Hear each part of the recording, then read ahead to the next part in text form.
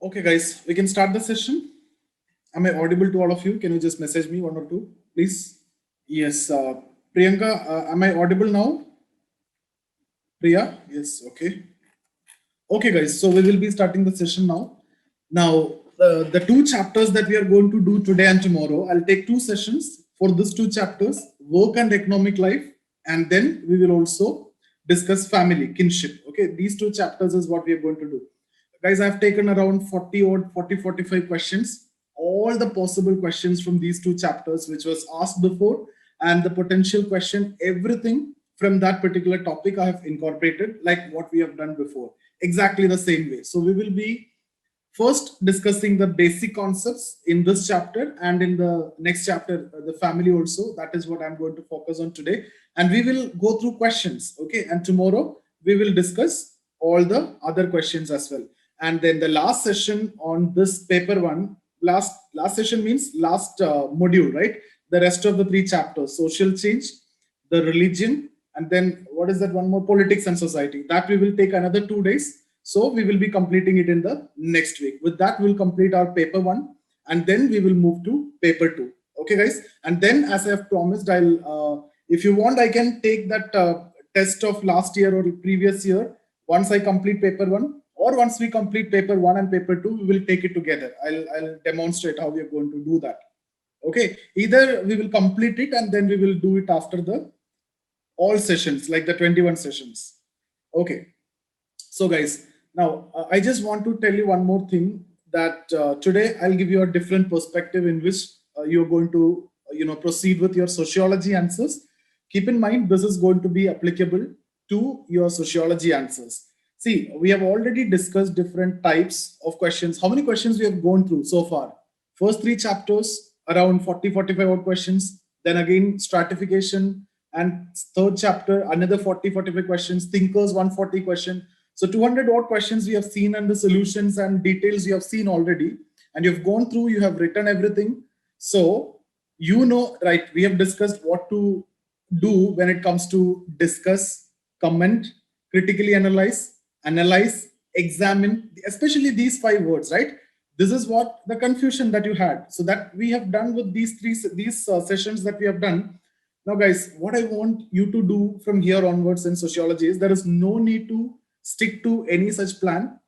I want you to add this word to all these 5 words. If it is discuss, you take it as critically discuss. If it is analyze, you guys need to take it as critically analyze.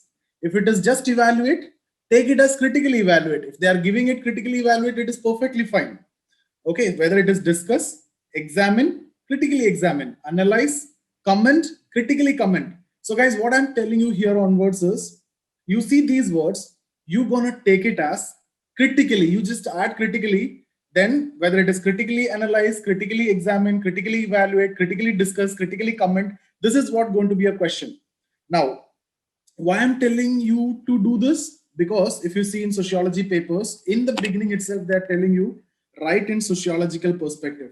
And one of the most important perspective that we are learning is Marxist perspective, right? The conflict perspective. So if you're writing a sociology answer with a sociological perspective, can you write any answer without bringing Marxist approach? So, guys, now so far what we have done, that's done. We have done it in the objective way. Now onwards, I'm making it more simple for you. So from here onwards, whenever you are writing your answers, or whenever you are going for that thought framework, every time, guys, every time you should be doing it in this way. Now, is it applicable in your GS? It's entirely a different discussion, guys, because this critically thing will be more suitable in sociology, because that in itself is one of the predominant perspective in sociology, right? Marxist perspective. That is where we are actually starting with. But in GS, it is based on the context that you need to follow. That maybe we can do it later. But here, now onwards, all your sociology answer is these words are going to matter for you. Is it going to matter for you, guys? Just use your common sense. Now, are you going to use Marxian perspective in all your answers? Yes, you are going to use it, right? Without that, and when whatever be the question, whether it is examine or comment or analyze or evaluate or discuss, whatever it is, you will be definitely talking about the Marxist approach. Any question. At the same time, you will be talking about Functionalist approach through relevance. So in the critical analysis questions, I've given you the formula. The formula-based approach was there. CCR, contribution, criticism, relevance. This is now going to be applicable in all your questions, not only to critical analysis.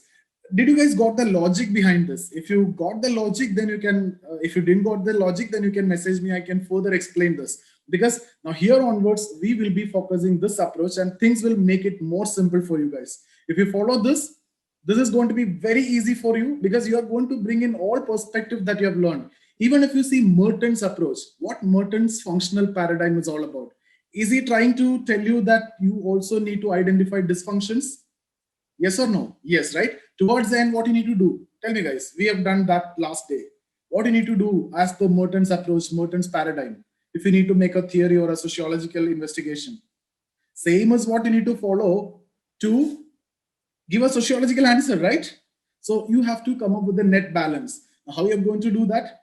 Whatever be the word that you are asked, see, the examiner, they can ask you in different words, but now onwards for us, it is almost going to be one and the same.